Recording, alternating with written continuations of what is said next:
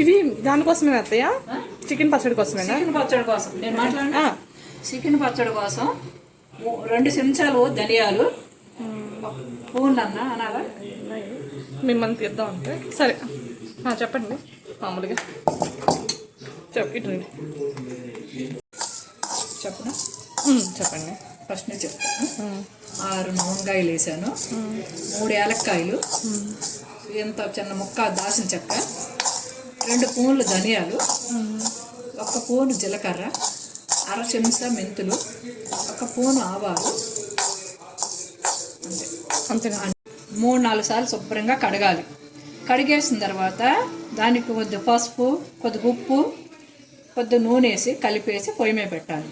బాగా అది ఇంకిపోవాలి, నీళ్ళు అనేది లేకుండా ఉండాలి, అయిపోవాలి. అయిపోయిన తర్వాత ఏడుశనగ నూనె పొయ్యి మీద పెట్టి అది తర్వాత చెప్తాము. మళ్ళీ అది బాగా కాగిన తర్వాత, మరీ బాగా కాగకూడదు, కొద్ది గోరెచ్చగా కాగిన తర్వాత ఈ చికెన్ ముక్కలు తీసి దాంట్లో వేయాలి. మెత్తగా కాదు, గరుగ్గా కొద్దిగా ఉండాలి.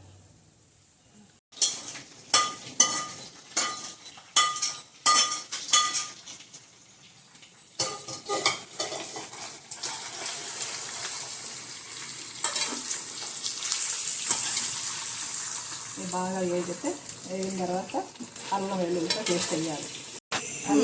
ఇది నొరగ వచ్చింది. నూనె ఏడుశనగ నూనెగా అట్లా నొరగ వస్తుంది. 2 స్పూన్లు అల్లం వెల్లుల్లిపాయ పేస్ట్గా ఉండాలి, నిలవ వేయకూడదు.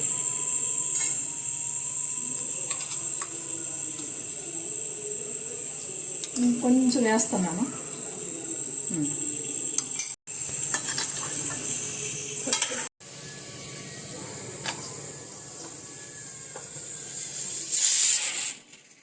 మసాలా పొడి వేసి పొయ్యి కట్టేసారు. పోయిందాక 5 నిమిషాలు వేపాలమ్మా.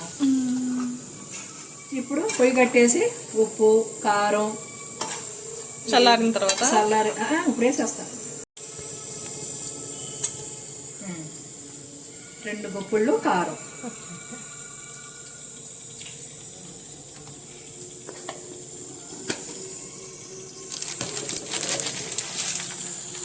కావాలంటే మళ్ళీ కలుపుకోవచ్చు.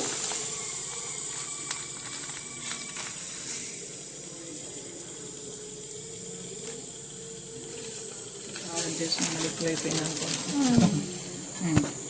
4 నిమ్మకాయలు పిండాం.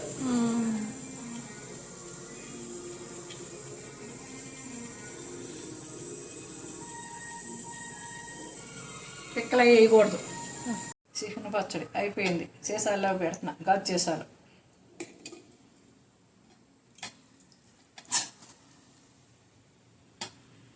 ఇది 6 నెలలైనా ఉంటుంది. చక్కగా చేసుకొని బాగా ఏగి బాగా చేసుకుంటే అన్నీ వేసుకొని తడి తగలకుండా ఉండాలి. 6 నెలలైనా చికెన్ పచ్చడి ఉంటుంది.